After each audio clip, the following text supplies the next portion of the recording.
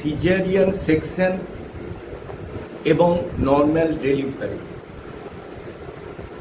Caesarean section এমন একটা জিনিস, যখন কোনো মা গর্ভবতী হলেন, ডাক্তার দেখানো হচ্ছে এবং দেখানো হতে হতে তার যেমন ইউএসসি প্রয়োজন করা হচ্ছে, আবার ইউএসসি করার পরে তাকে যখন অ্যানোমালি করা হলো, আবার ডেলিভারির কিছুদিন আগে ইউএসসি করে যদি ধরা পড়ে যে ব্রিচ কন্ডিশন, মানে মাথা নামছে না নিচে, সেক্ষেত্রে অন্য কোনো অঙ্গ প্রত্যঙ্গ ওই জায়গায় চলে আসছে, তখন ডাক্তারবাবুদের ডিসিশন নিতে হয় যে ওটাকে সিজারিয়ান করতে হবে বা সিজারিয়ান সেকশন করে বাচ্চাটাকে বের করতে হবে। আরেকটা কারণ হতে পারে, যদি দেখা যায় যে বাচ্চার ওজন কম হচ্ছে বা ওই পর্যন্ত, মানে যে পর্যন্ত বাচ্চা স্বাভাবিকভাবে হওয়ার তারিখ সে পর্যন্ত বাচ্চার অসুবিধা হবে, বা বাচ্চার মায়ের কোনো সমস্যা দেখা দিয়েছে বা রক্তাল্পতা ঘটেছে, সেক্ষেত্রে কিন্তু ডাক্তারবাবু ডিসিশন নেন এটা সিজারিয়ান সেকশন ছাড়া কোনো পথ নেই। তখন সিজারিয়ান সেকশন করে বাচ্চা বের করে প্রয়োজনে এনআইসিইউতে রাখা হয়, টেস্ট ফেস্টগুলো করে নেওয়া হয়। বাচ্চার মা যে মাঝে মাঝে ব্রেস্ট ফিডিং করে আসেন, যদি তার সেই মুহূর্তে বুকের দুধ না আসে, তাহলে কিন্তু অন্য মায়েদের বুকের দুধ থেকে বাচ্চাকে দেওয়া হয়। অতএব সেক্ষেত্রে সিজারিয়ান সেকশন প্রয়োজনীয়তা অপরিসীম।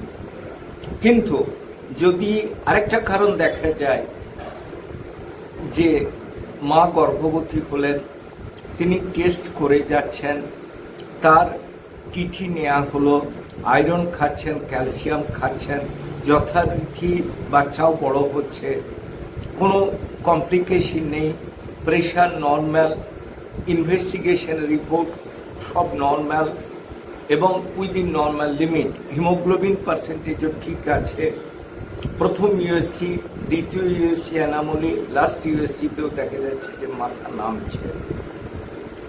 যদি তাকে কোনো নার্সিংহোম বা হসপিটালে ডাক্তার সুপারভিশনের থেকে পেন ওঠার পর ভর্তি করা হয়, যেটাকে আমরা শো বলি, যখন বাচ্চার মানে গর্ভবতী মহিলা পেন উঠবে তখন সেখানে জল ভাঙবে, লাইকার অ্যামনিয়া যেটা আমরা বলি, তারপরে শো দেখা যাবে, শো মিনস রক্ত দেখা যাবে, তখন কিন্তু অ্যাজ আর্লি অ্যাজ পসিবল যেন হসপিটাল বা নার্সিংহোমে দেওয়া হয়, বাড়িতে রেখে যেন নর্মাল ডেলিভারি করানোর চেষ্টা না করা হয়।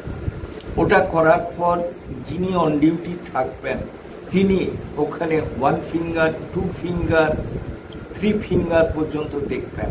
যখনই 3 ফিঙ্গার হলো তখন উনি কিন্তু ওনাকে স্যালাইন চালিয়ে ব্যথা বাড়ার ওষুধ দিয়ে নর্মাল ডেলিভারি করানোর চেষ্টা করবেন, যদি ডাক্তারবাবু নিজে মনে করেন।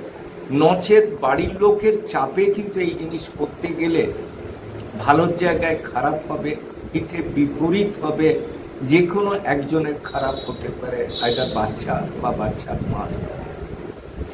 কাজে একটা জিনিস আমরা কনক্লুশনে আসতে পারি, যেটা দরকার নর্মাল ডেলিভারি আর সিজারিয়ান সেকশন, যিনি বা যে গর্ভবতী মাকে দেখছেন তিনি বেস্ট জাজ, তিনি সঠিকভাবে বলতে পারবেন এটা নর্মাল হবে না একে সিজার করতে হবে। সিজারিয়ান সেকশনের একটা সুবিধা কি, আপনি 10-15 দিন আগে নিজের প্রয়োজন মতো বাচ্চাকে বের করে নিতে পারেন। নর্মাল ডেলিভারির ক্ষেত্রে আপনাকে কিন্তু অপেক্ষা করতে হবে, যতক্ষণ না ব্যথা উঠছে, জল ভাঙছে, শো দেখা যাচ্ছে, ততক্ষণ পর্যন্ত আপনি যদি অপেক্ষা না করেন তবে সমস্যা হবে। আবার আরেকটা জিনিস নর্মাল ডেলিভারির ক্ষেত্রে, যে আপনাকে অবশ্যই চিকিৎসকের কাছে নিজে হসপিটাল বা নার্সিংহোমে ভর্তি করে চিকিৎসকের তত্ত্বাবধানে যদি আপনি না থাকেন, সেক্ষেত্রে কিন্তু সমস্যা ছোট থেকে অনেক বড় আকারও ধারণ করতে পারে। কাজে আমাদের যেটা জানা দরকার, যেটা ঠিক, সেটা যে ডাক্তারবাবু ওই গর্ভবতী মাকে দেখছেন উনি ডিসিশন নিতে পারবেন একটা নর্মাল ডেলিভারি হবে না সিজারিয়ান সেকশন হবে। আমার চ্যানেল যদি আপনাদের ভালো লাগে অবশ্যই লাইক করুন, শেয়ার করুন, কমেন্ট করুন, সাবস্ক্রাইব করুন। ভালো থাকুন, সুস্থ থাকুন।